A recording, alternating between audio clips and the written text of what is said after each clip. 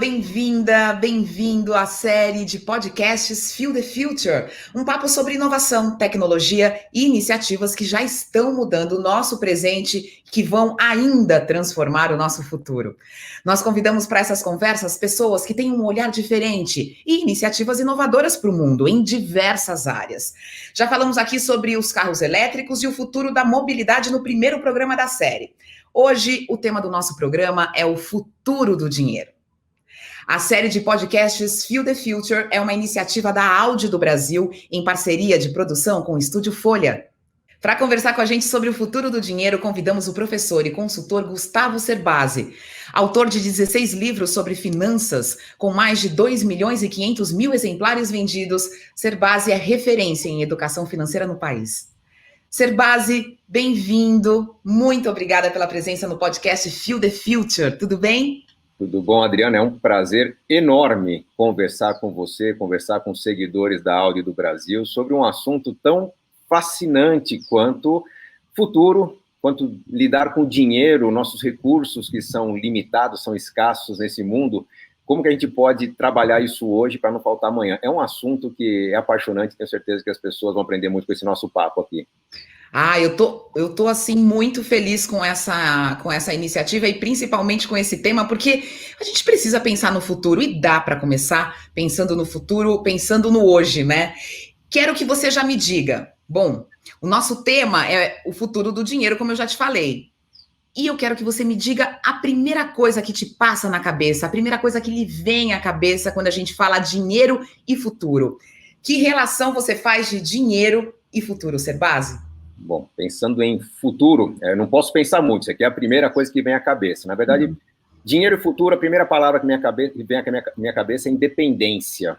Que cuidados que eu tenho que tomar para não ficar dependente do dinheiro, ter que trabalhar mais do que eu gostaria, eu precisaria, ter que depender do governo, ter que depender da ajuda dos meus filhos, depender da ajuda de alguém. Então, tem toda uma lógica do planejamento financeiro que me leva a tomar decisões que sejam mais sustentáveis. Eu não quero usar a palavra sustentável aqui naquele sentido ecológico. É sustentável no sentido de não ser um problema para o meu governo, para a minha família, para os meus filhos, para quem quer que esteja construindo o seu futuro e, de repente, tenha que deixar de dedicar atenção ao seu futuro para dedicar atenção ao meu presente lá na frente, porque eu não cuidei desse futuro. Então, tem toda uma lógica de a gente tentar organizar nossas escolhas de maneira a maximizar o presente, gastar da melhor forma possível o máximo que eu posso hoje, mas poupando ou investindo da melhor forma possível também o mínimo que eu preciso investir para que esse bom hábito, essa boa forma de viver do hoje não me falte amanhã.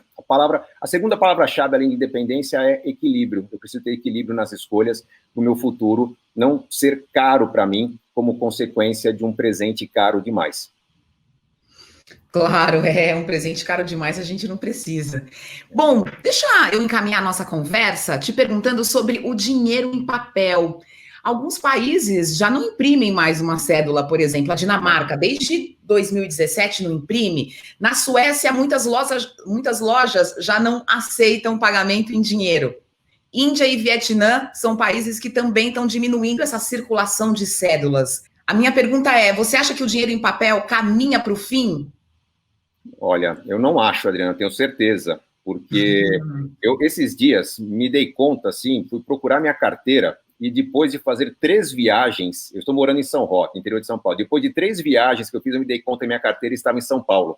Você tem uma ideia de quantos pagamentos eu fiz nesse processo, desde pedágio automático, pagamento feito por aplicativo, aproximação do telefone, quantas situações eu vivi ao longo de quase 3 semanas sem precisar sacar a carteira, que tinha dinheiro de papel e tinha dinheiro de plástico, né? O cartão de crédito que já substitui o dinheiro de papel. Então, nós estamos indo rapidamente para um processo de substituição.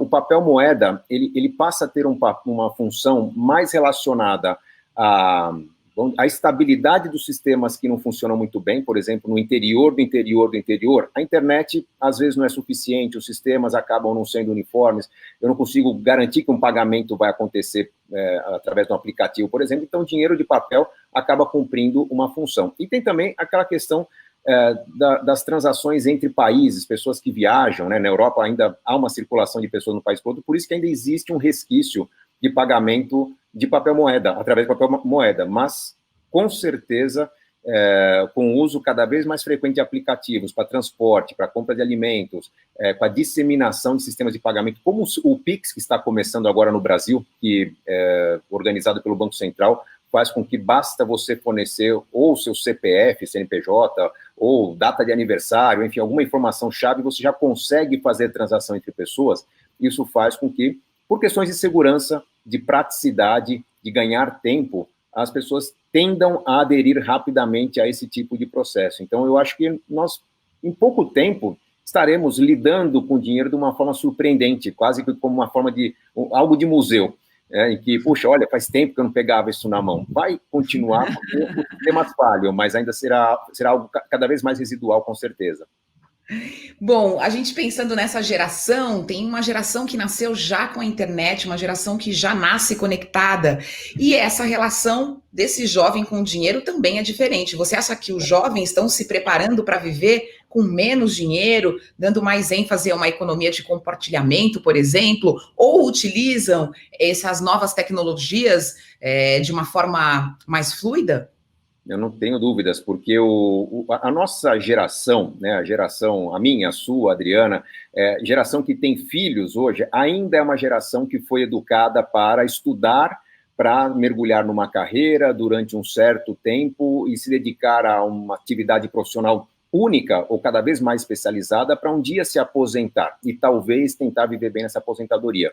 Os jovens de hoje já nem se preocupam tanto com a aposentadoria, Adriana, porque, primeiro que eles não conseguem entender esse lance de estudar a mesma coisa e trabalhar na mesma coisa durante 20, 30 anos. O que está guiando o comportamento dos jovens é algo mais na linha de estudar o que se gosta, mergulhar a fundo naquilo que gosta de fazer, e com esse aprendizado a fundo, que vai ser mais fácil porque a pessoa gosta daquilo, ela vai encontrar algum tipo de atividade que seja também prazerosa por um certo tempo, e esse jovem de hoje não tem muita paciência para continuar se aprofundando no mesmo assunto e criar uma monotonia na sua vida. Ele vai buscar inovação. Então, a tendência é que ele aproveite o máximo possível do seu conteúdo, do seu aprendizado durante talvez 2, 5, 8 anos, e quando se saturar daquilo, ele vai tender a tirar um sabático precoce, buscar novos conhecimentos para aprender novas coisas apaixonantes, se dedicar a uma carreira diferente.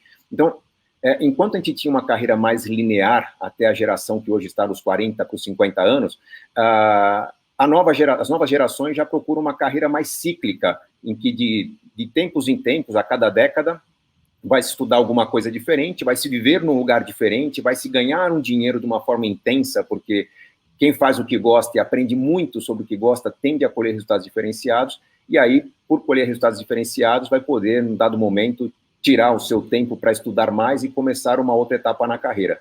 Então, isso faz com que a preocupação com o fim seja menor, porque a aposentadoria é um fenômeno resultante de um trabalho sobrecarregado, de eu não aguentar mais, a partir de uma certa idade, fazer o que eu faço, o que eu fiz durante muitos anos. Eu acho que essa nova geração já não vai ter tanta preocupação com a aposentadoria, tende a trabalhar por mais tempo e renovar seu conhecimento em áreas diferentes, gerando valor em algo bem diferente daquilo que começou a gerar lá na sua carreira de juventude, enfim, transformando a vida e a sociedade de uma maneira mais intensa. Pois é, a impressão que a gente tem é que no passado, e o passado está tão perto aqui, né? Mas que no passado as pessoas abriam mão de muitas atividades ou do que elas gostavam para focar no trabalho, em um determinado momento jogar tudo fora, né? É o que você falou, isso não vai mais fazer sentido, não vai mais fazer sentido a gente ter esse tipo de comportamento, né, Serbasi? Não. Acho que o pedágio continua valendo, aquele lance de eu fazer mais do que os outros, de trabalhar de madrugada, de fim de semana, ainda continua valendo, porque quando eu venho de um conhecimento novo, eu venho de um estágio que eu aprendi, ou num intercâmbio, num curso que eu acabei de fazer, para eu provar meu valor, eu tenho que demonstrar minhas capacidades. Eu sou uma pessoa inexperiente. Então, continua valendo aquele lance de se sacrificar um pouco mais, mas é muito mais no lance de gincana, né, de eu fazer algo acima do que eu esperava durante algumas semanas, alguns poucos meses, para colher logo resultados, do que aquele lance do sacrifício de longo prazo, que muitas pessoas encaravam, não, mas essa é a profissão que eu escolhi, tem que me contentar com ela, né? Isso já não faz parte das novas gerações, por isso que aquele lance opressivo, né, do empregador, determinar as escolhas do trabalhador, é algo que está ficando cada vez mais para os livros de história. Mudanças acontecendo cada vez mais rapidamente. Você falou dessa nova forma de lidar com o dinheiro dos jovens, né? E como especialista em educação financeira, como é que os pais lidam com essa geração? Como que você acha que os pais devem educar os filhos para lidar com o dinheiro? Aquele cofrinho, acho que não vale mais. A gente está falando aí do fim da circulação de cédulas de moeda, aquele cofrinho tão emblemático, não faz mais sentido? Não, o cofrinho já não faz tanto sentido. O cofrinho ele pode ser tratado como uma espécie de brincadeira para apresentar às crianças o conceito de moeda, né? Qual vale mais, qual vale menos, uma moeda substitui outras 4 de menor valor. Talvez para aquela fase pré-alfabetização ainda tenha algum sentido.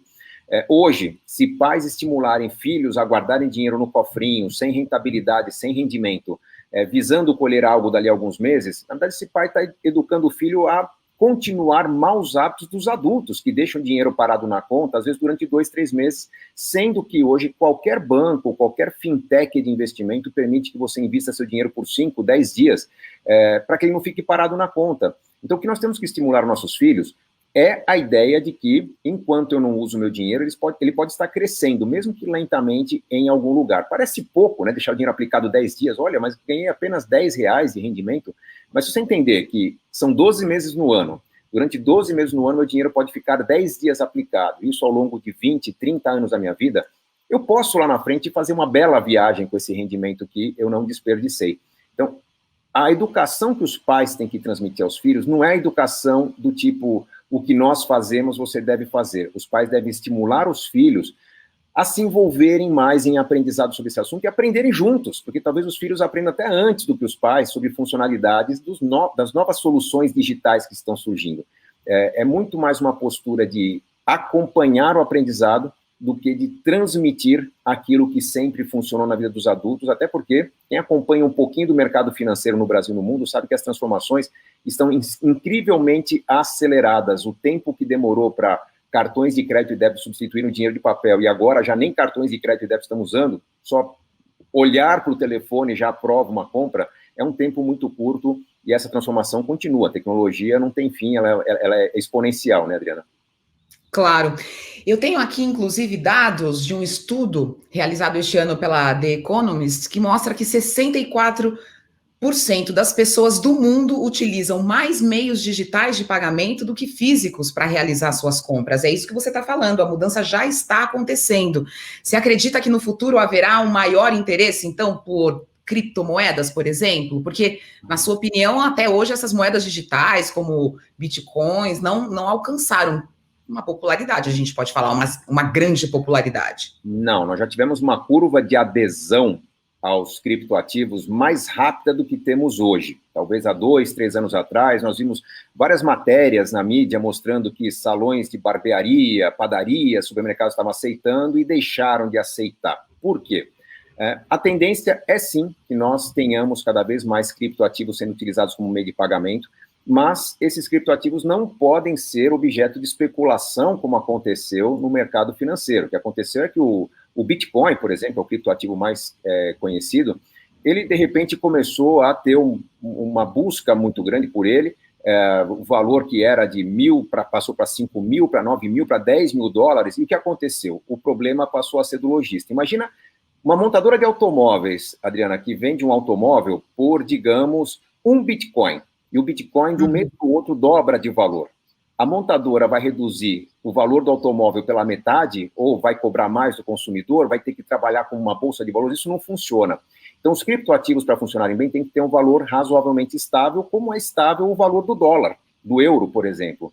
Enquanto isso não for conseguido, nós não teremos uma adesão tão grande. Mas eu acho que, da mesma forma que existem moedas comunitárias, né, um grande exemplo que nós tivemos nos últimos anos aí foi o Banco Palma, né, lá no interior do Ceará, em que criou-se uma moeda específica para que pessoas de comunidades que não tinham conta em banco, que não tivessem como se deslocar para a cidade para sacar um dinheiro, que usassem uma moeda local. Esse tipo de solução ela explica muito bem como vão funcionar os criptoativos em breve, ou seja, aqueles que forem atender a necessidades específicas de um único país, de uma única classe social, ou de um tipo de atividade só para uso no turismo, por exemplo, tendem a ter mais sucesso do que ativos que, por serem escassos, vão virar objeto de negociação especulativa, vão mudar de valor todos os dias, e mudando de valor todos os dias, na prática, acabaram não tendo um valor e não tendo utilidade para uso. É isso que nós precisamos ajustar no uso dos criptoativos.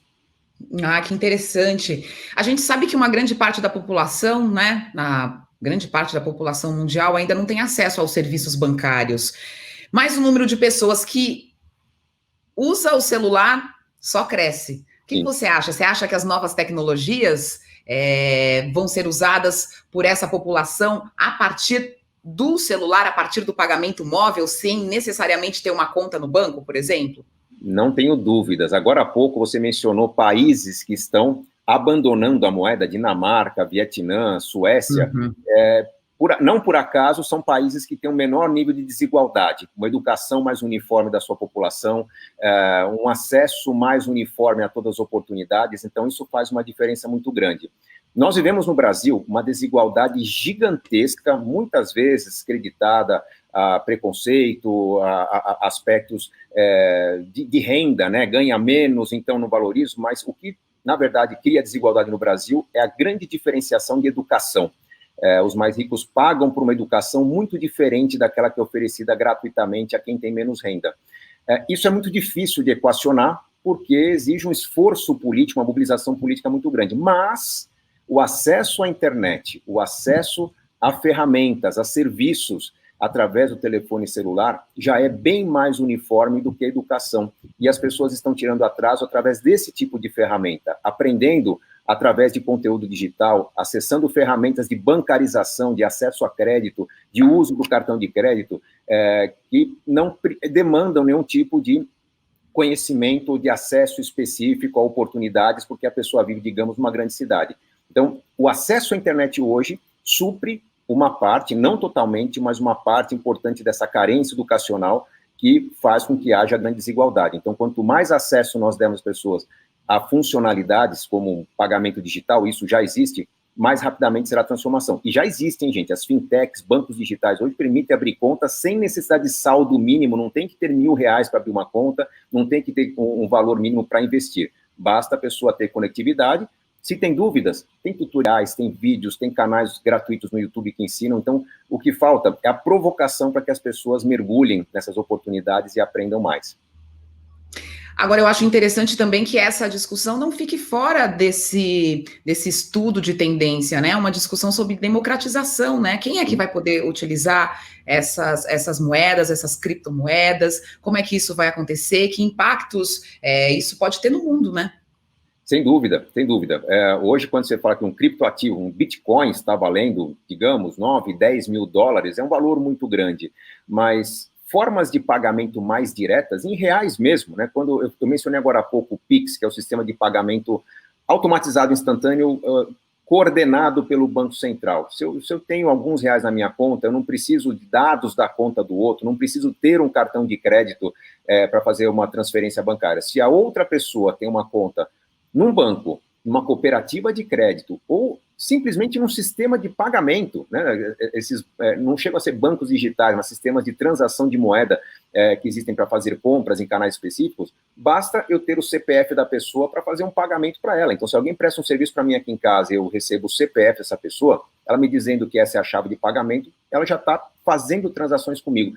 Então, o nível de bancarização das pessoas está crescendo muito. A quantidade de pessoas que hoje estão inseridas no sistema é muito maior do que nós tínhamos há 10 anos atrás. Eu acho que nós teremos praticamente 100% da população inserida no sistema financeiro, com capacidade de pagamento, com capacidade de crédito, capacidade de investimento, num futuro não muito distante. Estou falando aqui ainda dessa década que estamos iniciando, nós teremos aí uma transformação social muito grande como consequência do acesso a crédito, a investimentos e a oportunidades que antes eram de pessoas apenas com nível de educação mais elevado ou mais esclarecidas.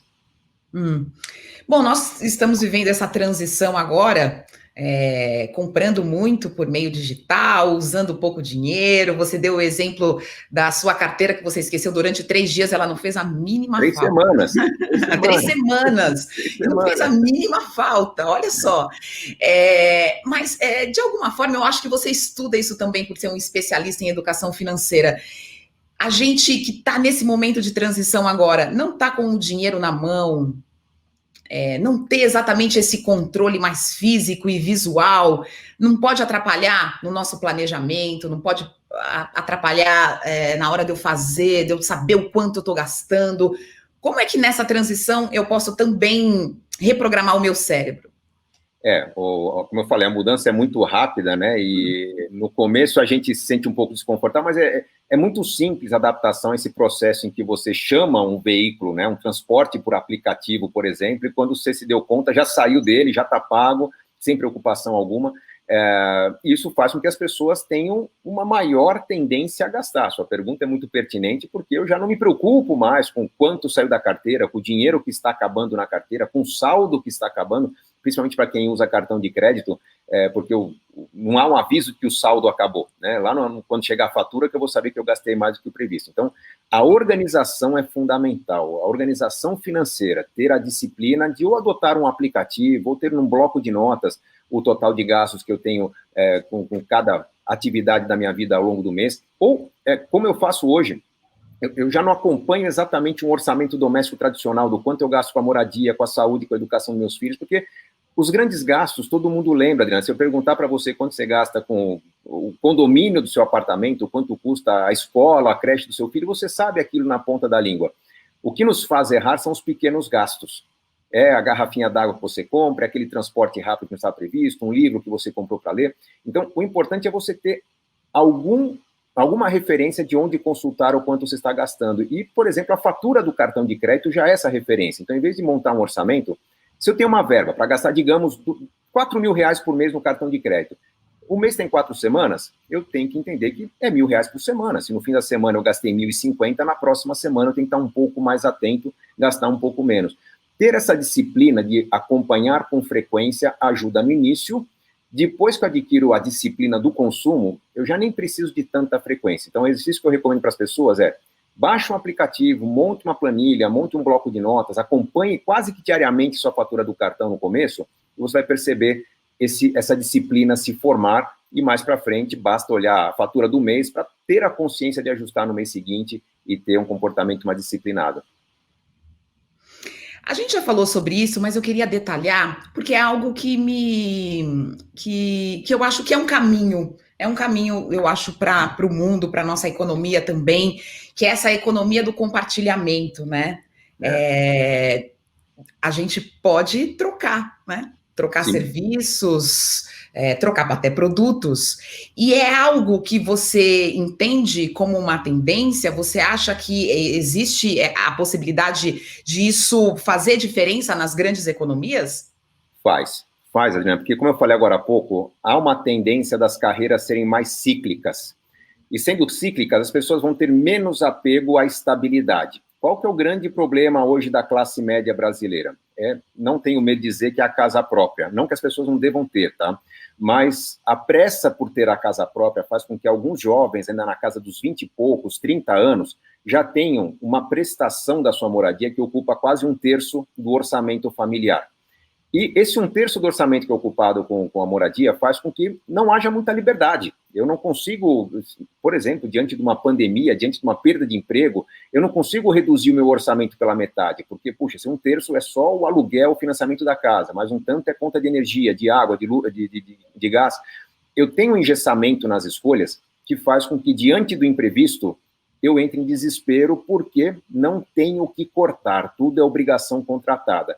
Quando a gente pensa na flexibilidade do aluguel, e hoje eu posso pagar um aluguel de R$1.500, se minha renda cair, se eu tirar férias, se eu for viajar, eu parto para um aluguel de 700 e 800, eu vou ver o aluguel não como um item de conforto, mas como um item estratégico.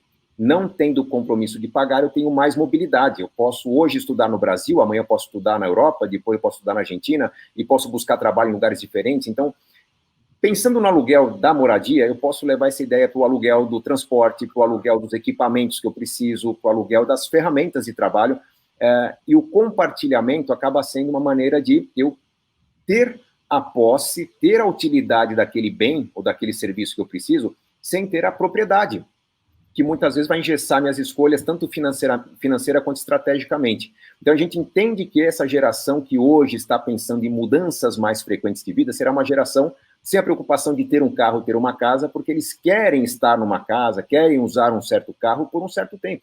Num segundo momento, estarão numa vida diferente que vai demandar outras escolhas.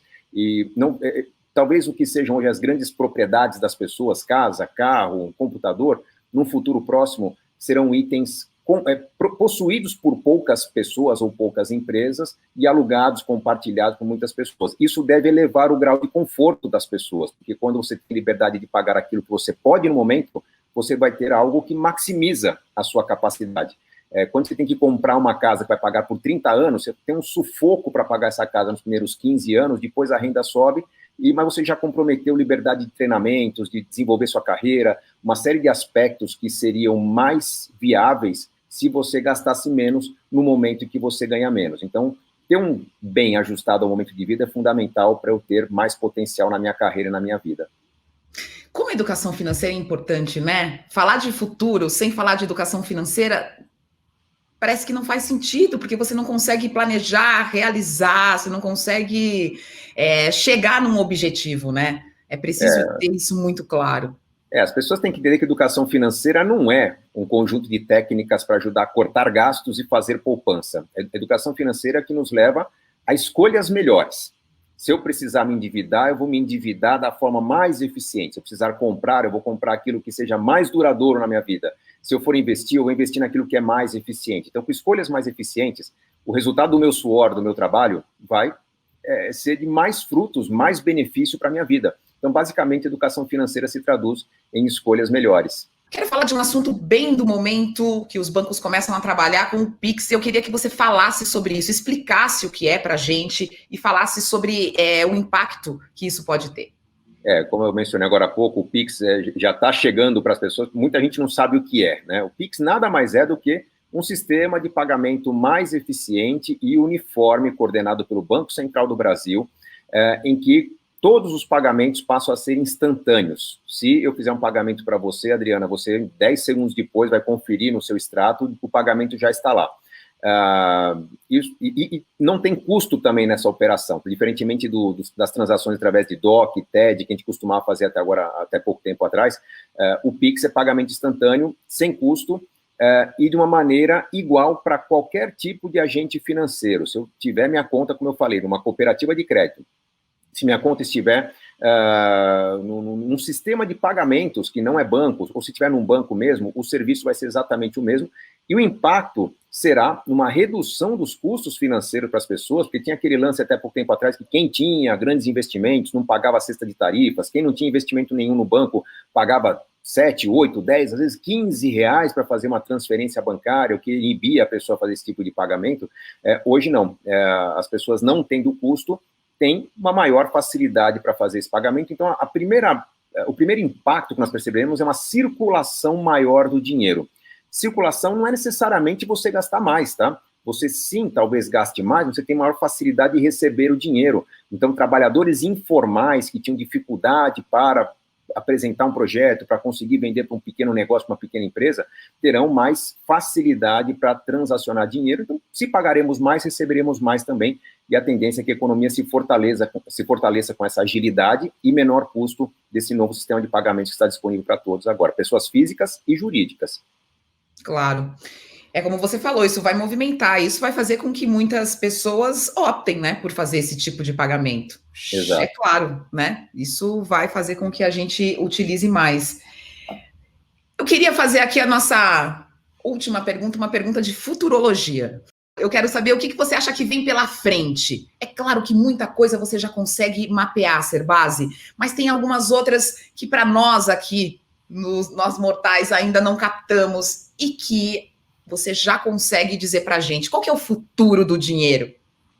Olha, Adriana, o futuro do dinheiro É um futuro de mais equilíbrio. A gente não tenta convencer as pessoas disso, porque os mais jovens absorvem isso mais rapidamente. Como eu falei, o aprendizado ele está mais fluido, ele acontece nas redes, as pessoas estão mais confiantes na sua capacidade. Antigamente, você tinha as 3, 4 grandes profissões que todo pai queria que seu filho tivesse, né? Ou era médico, ou era advogado, era engenheiro, e quem não fosse isso estava meio que fadado a contar trocados ao longo da vida, e hoje não.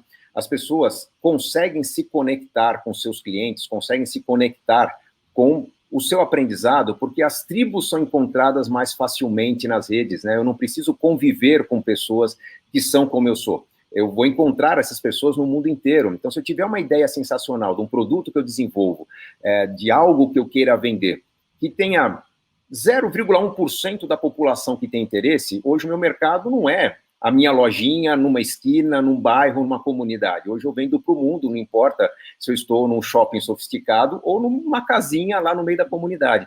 Então, eu acho que o futuro do dinheiro é um futuro mais interessante, em que as pessoas vão cada vez precisar de menos dinheiro, porque estarão cada vez mais felizes com um comportamento autêntico, mais relacionado ao que elas realmente são, ao mesmo tempo em que as pessoas vão encontrar soluções cada vez mais viáveis. Acabamos de atravessar aí estamos atravessando uma pandemia, né, que faz com que as pessoas repensem home office, como é que lidam com o trabalho, e isso está levando a um ainda sutil, mas já identificável, processo de desurbanização, em que as pessoas estão se deslocando um pouco mais longe de onde era conveniente morar, porque era perto do trabalho, porque parte do trabalho será no home office. Então, estão buscando qualidade de vida com custo menor, né, diluindo geograficamente esse efeito da procura por espaço, e isso faz com que haja uma dependência cada vez menor de dinheiro, de ganho, de enriquecer, e uma facilidade cada vez maior de encontrar aquilo que traz felicidade para as pessoas, um consumo mais autêntico.